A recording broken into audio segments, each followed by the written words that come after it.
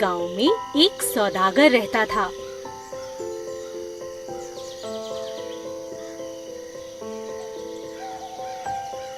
वह अपने गधे पर नमक की बोरियां रखता।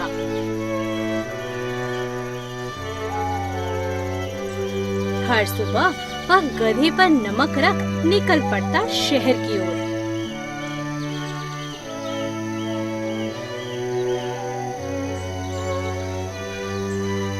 रास्ते में उन्हें एक नदी पार करनी थी। एक दिन गधा नदी में गिर गया और सारा नमक पानी में घुल गया और बोरियों की वजन कम हो गया। अगले दिन गधे पर और बोरियां रखी गईं। उसने सोचा, अगर मैं पानी में गिर जाऊं तो शायद इन बोरियों का वजन कम हो जाए। गधा नदी में इस बार जानबूझकर गिर गया।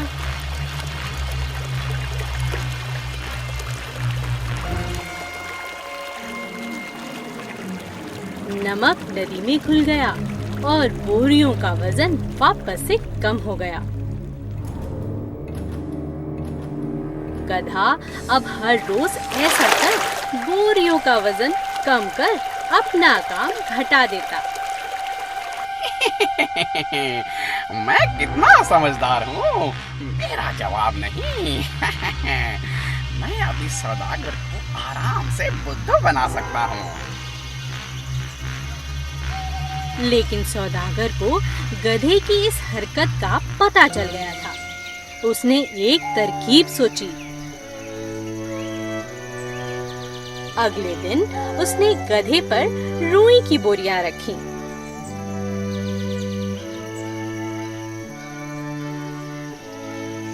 गधे ने उस दिन भी यही हरकत की और जानबूझकर पानी में गिर गया। उसे लगा कि आज भी बोझ कम हो जाएगा, लेकिन गीली रुई भारी होती गई। गधे को अब भार उठाने में बहुत तकलीफ हुई। इस कहानी से हमें यह सीख मिलती है कि हमें कभी भी हमारा काम टालना नहीं चाहिए।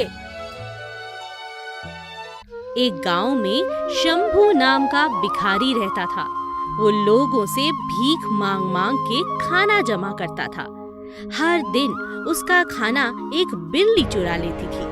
एक दिन उसने उस बिल्ली को पकड़ा और उससे सवाल किया, ओ बिल्ली, तुम मेरा खाना क्यों चुराती हो? जाके अमीरों का खाना चुराओ, उन्हें पता भी नहीं चलेगा। मेरे भाग्य में ही ये है कि मैं तुमसे चुराऊं। क्यों? क्योंकि ये तुम्हारे भाग्य में है कि तुम अपने साथ सिर्फ 8 चीजें रख सकते हो, चाहे जितनी भी इकट्ठी कर लो। ये सुन के शंभू उदास हो जाता है। मेरी ही ऐसी किस्मत क्यों है? इसका जवाब तो तुम्हें बुद्धा ही दे पाएंगे। अगले ही दिन वो बुद्धा को ढूंढने निकल जाता है। पूरा दिन यात्रा करके वो एक धनी आदमी के घर पहुंचता है और वहां पे रात रुकने का मन बनाता है। वो जाके उसका दरवाजा खटखटाता है। दरवाजा खुलता है। भाई साहब, मैं यहाँ नया हूँ और मैं सफर कर रहा हूँ। क्या मैं रात में यहाँ रुक सकता हूँ? ठीक है, आ जाओ भाई। बैठो बैठो। तभी वहाँ से उस आदमी की बीवी पानी लेकर आती है। ये लीजिए भाई, पानी पीजिए। कहाँ जा रहे हो वैसे आप यात्रा पे? मैं बुद्धा की खोज में जा रहा हूँ। मुझे उनसे कुछ सवाल करने हैं। अच्छा, क्या आप हमारा भी एक सवाल उनसे पूछ लेंगे? जी बिल्कुल, बोलिए। हमारी 19 साल की बेटी है, वो बोल नहीं पाती। क्या आप बुद्धा से पूछेंगे कि वो कब बोल पाएगी? जी मैं बिल्कुल पूछ लूंगा। अगले ही दिन सुबह शंभू यात्रा पे फिर से निकल जाता है।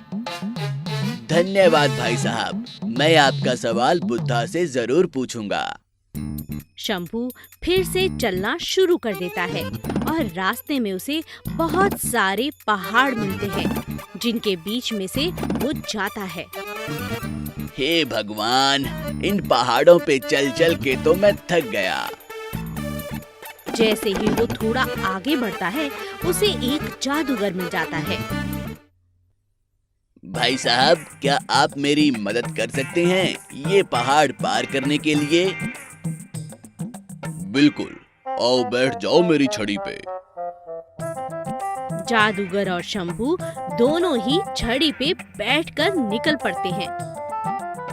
कुछ दूर जाने पर जादूगर शंभू से सवाल करता है। क्यों भाई, कहाँ जा रहे हो तुम इन पहाड़ों के बीच से? मैं बुद्धा के पास जा रहा हूँ अपने सवालों का जवाब पूछने। क्या तुम मेरा भी एक सवाल बुद्धा से पूछ लोगे? हाँ बिल्कुल, बोलो बोलो। मेरी उम्र 1000 साल हो चुकी है और मेरी शिक्षा के अनुसार अभी तक मुझे स्वर्ग चले जाना चाहिए था। क्या तुम बुद्धा से पूछ सकते हो कि मैं कब तक स्वर्ग पहुंच जाऊंगा? ठीक है, मैं तुम्हारा ये सवाल बुद्धा से पूछ लूंगा। जैसे ही वो आगे बढ़ता है उसके रास्ते में एक बड़ी सी नदी मिल जाती है जिसे पार करके ही वो बुद्धा के पास पहुंच पाता। हे भगवान, ये नदी कैसे पार करूं मैं? भाग्य से उसे एक कछुआ मिलता है जो उसे नदी पार करवाने का बोलता है। जब वो नदी पार करवा रहा होता है तो वो कछुआ उससे एक सवाल पूछता है। तुम कहाँ जा रहे हो? मैं बुद्धा के पास जा रहा हूँ अपने सवालों का जवाब मांगने। अच्छा, क्या तुम मेरा भी एक सवाल पूछोगे उनसे? हाँ हाँ ठीक है, बताओ अपना सवाल। मैं 500 सालों से एक ड्रैगन बनने की कोशिश कर रहा हूँ और मेरी शिक्षा के अनुसार मुझे अब तक ड्रैगन बन जाना चाहिए था। क्या तुम बुद्धा से पूछोगे कि मैं कब तक ड्रैगन बन जाऊंगा? धन्यवाद प्यारे कछुए, मुझे नदी पार करवाने के लिए। मैं आभारी रहूंगा, मेरा सवाल पूछना मत भूलना। बिल्कुल नहीं, मैं तुम्हारा सवाल जरूर पूछूंगा। शंभू फिर से अपनी यात्रा शुरू कर देता है और आखिरकार वो बुद्धा के मठ पर पहुंच जाता है। वो मठ के बाहर खड़ा होकर चैन की सांस लेता है। आखिरकार मैं पहुंच ही गया। वो अंदर पहुंचता है और बुद्धा को सादर नमस्कार करता है। मेरा प्रणाम स्वीकार करें बुद्धा, मैं बहुत दूर देश से आया हूँ आपसे कुछ सवालों का जवाब पाने के लिए। बेशक पूछ सकते हो, पर मैं सिर्फ 3 सवालों का ही जवाब दूंगा। याद रहे, केवल 3 सवाल। शंभू हैरान रह गया। पर मेरे पास 4 सवाल हैं, क्या करूं? वो ध्यान से सोचता है। वो कछुए के बारे में सोचता है। कछुआ 500 सालों से जी रहा है ड्रैगन बनने की ख्वाहिश में। बेचारा प्राणी, जिंदगी कितनी कठिन होगी उस गहरे पानी में। फिर वो जादूगर के बारे में सोचता है जो 1000 सालों से जी रहा है स्वर्ग में जाने की कोशिश में। 1000 साल काफी लंबा टाइम है। उस जादूगर को अब स्वर्ग में चले जाना चाहिए। आखिर में उस लड़की के बारे में सोचता है जो अपनी पूरी जिंदगी जीने वाली है बिना कुछ बोले। पूरा जीवन बिना कुछ बोले, ये तो क्रूरता है। फिर वो अपने बारे में सोचता है। मैं बस एक बेघर भिखारी हूँ। मैं घर जाके फिर से भीख मांग सकता हूँ। कुछ नहीं बदलेगा, पर उन सब का जीवन बदल सकता है अगर उन्हें उनका जवाब मिले तो। जैसे ही उसने दूसरों के बारे में सोचा, उसे अपनी समस्या छोटी लगने लगी। उसे बुरा महसूस हुआ उस कछुए, जादूगर और उस लड़की के लिए। इसीलिए उसने उन तीनों का सवाल पूछने का सोचा।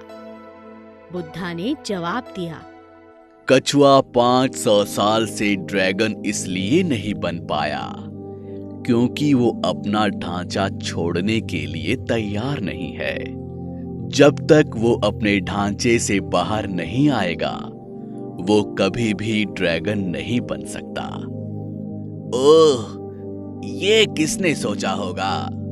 वो जादूगर कभी अपनी छड़ी नीचे नहीं रखता, जिस कारण वो उसके सहारे की तरह है, जो उसे स्वर्ग जाने से रोक रहा है।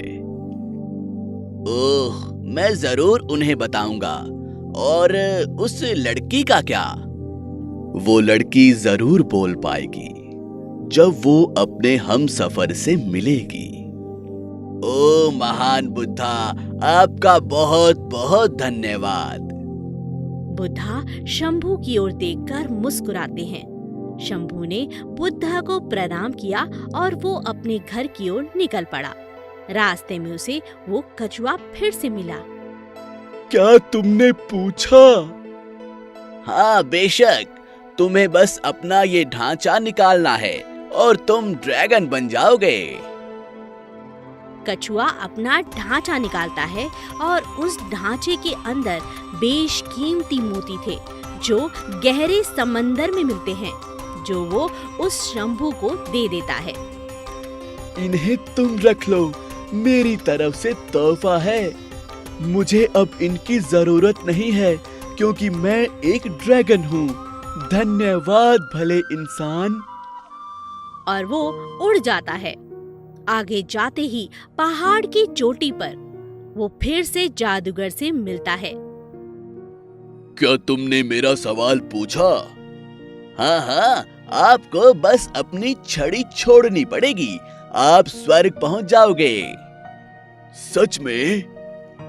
हाँ, बुद्धा ने यही कहा था। इस तरह जादूगर अपनी छड़ी छोड़ देता है और वो शंभू को अपनी छड़ी देकर उसे धन्यवाद कहकर वो स्वर्ग की ओर प्रस्थान करता है। अलविदा इंसान, अच्छे से रहना। अब शंभू के पास कछुए के दिए मोती और जादूगर की छड़ी भी थी। वो वापस उस परिवार के पास जाता है जिसने उसे आसरा दिया था। वो उसे देखकर खुश हुए और जवाब की उम्मीद करने लगे। महान बुद्धा ने कहा है कि आपकी बेटी तब बोल पाएगी जब वो अपने हमसफर से मिलेगी। और उसी क्षण वो लड़की नीचे आई और बोल पड़ी, माँ, क्या ये वही इंसान है जो पिछले हफ्ते आए थे? वो लड़की और उसकी माता पिता हैरान थे। वो शंभू की ओर देखते हैं। वही उसका हमसफर था। माता पिता ने उनकी शादी कर दी और वो सब लोग एक साथ खुशी खुशी रहने लगे। इस कहानी से हमें ये शिक्षा मिलती है कि हम जो भी काम संसार में अच्छा करते हैं वो वापस हमारे पास ही आता है। जादुई चक्की। एक गांव में रामू और श्यामू नाम के दो भाई रहते थे। दोनों थे तो सगे भाई, मगर दोनों की आर्थिक स्थिति बिल्कुल अलग थी। रामू एक बड़े कारखाने का मालिक था, वहीं श्यामू के लिए 2 वक्त का खाना भी लाना मुश्किल था। एक दिन रामू अपने पैसे गिनकर आराम करने घर गया, वहीं श्यामू बाजार से खाली हाथ भूखा प्यासा घर लौटा। श्यामू को भूखा देखकर उसकी पत्नी ने कहा, तुम जाकर अपने भाई से कुछ पैसे उधार क्यों नहीं ले लेते? अपनी पत्नी राधा की बात सुनकर श्यामू ने कहा, ठीक है, मैं जाकर रामू भैया से पैसे लेता हूँ और कुछ खाने को लाता हूँ। पैसों की उम्मीद में श्यामू अपने भाई रामू के घर गया, मगर रामू और उसकी पत्नी ने उसे बहुत भला बुरा कहा और हथ भिखारी कहकर वहाँ से भगा दिया। श्यामू उदास मन से घर लौट रहा था कि रास्ते में उसे एक प्यासी बुढ़िया मिली। बुढ़ी अम्मा प्यास के मारे रो रही थी। श्यामू से इस अम्मा की ये हालत देखी नहीं गई और वो उसे अपने घर ले आया। घर जाकर उसने पहले अपनी पत्नी से कहा, अम्मा को बहुत प्यास लगी है, अम्मा को पानी पिलाओ, फिर थोड़ी देर आराम करवाओ। घर पे मटके में जो भी पानी था वो राधा ने बूढ़ी अम्मा को पिला दिया और खुद श्यामू के साथ प्यासी बैठी रही। थोड़ी देर आराम करके जब वो बूढ़ी औरत उठी तब उसने देखा कि घर पर कुछ भी नहीं है। अम्मा ने श्यामू से पूछा, तुम सच में इतने गरीब हो बेटा? तब श्यामू ने कहा, हाँ अम्मा, मेरा सारा पैसा मेरा भाई ले गया और अब मैं लकड़ियां बेचकर अपना गुजारा करने की कोशिश करता हूँ, मगर कई बार मुझे और मेरी पत्नी को भूखा ही रहना पड़ता है। बूढ़ी अम्मा ने जब ये बात सुनी तो उन्हें बहुत बुरा लगा और उन्होंने अपनी गठरी में से एक चक्की निकालकर श्यामू को दे दी। अम्मा ने कहा, बेटा तुम्हारे पास कुछ भी नहीं है, फिर भी तुमने मेरी मदद की। तुम जैसे अच्छे और सच्चे इंसान का भला होगा। ये लो चक्की। श्यामू ने चक्की की ओर देखा और हताश होकर कहा, अम्मा, हमारे पास तो पीसने को अनाज ही नहीं, इस चक्की का हमारे यहाँ क्या काम? तब अम्मा मुस्कुराते हुए बोली, ये एक जादुई चक्की है। जब भी तुम इस चक्की से खाना मांगोगे ये तुम्हें दे देगी, मगर जब तुम्हें इस चक्की को रोकना है तब इसे एक सुनहरे कपड़े से ढक देना। अम्मा की बात पर श्यामू और राधा को यकीन नहीं हुआ, लेकिन रात को भूखी अवस्था में दोनों ने एक दूसरे को देखा और सोचा कोशिश करने में क्या जाता है। दोनों ने चक्की से चावल मांगे और तुरंत चावल सामने आ गए। दोनों ने पेट भर खाना खाया और बाकी गरीबों में भी बांट दिया। फिर दूसरे दिन दोनों ने चक्की से शक्कर और गुड़ मांगा और श्यामू ने इसे बाजार में जाकर बेचा। श्यामू रोज चक्की से कुछ न कुछ मांग कर बेचता था और राधा खुद के लिए और अपने गरीब पड़ोसियों के लिए खाना मांगती। धीरे धीरे दोनों के हालात सुधर गए, लेकिन ये बात रामू के कानों तक पड़ी और वो अपने भाई की सफलता के राज जानने के लिए उसके पीछे गया। तब उसने देखा कि उसके भाई के पास एक जादू की चक्की है। रामू के तो मन में लोभ आ गया और उसने रात में ये जादू की चक्की चुरा ली। घर जाकर उसने सोचा कि क्यों ना मैं भी अपने भाई की तरह शक्कर मांगू। रामू ने जैसे ही चक्की से शक्कर मांगी, चक्की से शक्कर निकलने लगी। कुछ देर बाद वहाँ शक्कर का टीला बन गया, जो देखते ही देखते बढ़ता गया। रामू ने फिर चक्की को रोकने की बहुत कोशिश की, मगर चक्की तो लगातार चीनी का टीला और भी बड़ा बनाती जा रही थी। देखते ही देखते चीनी के ढेर में रामू फंस गया और चींटियां और मकोड़े उसे काटने लगे।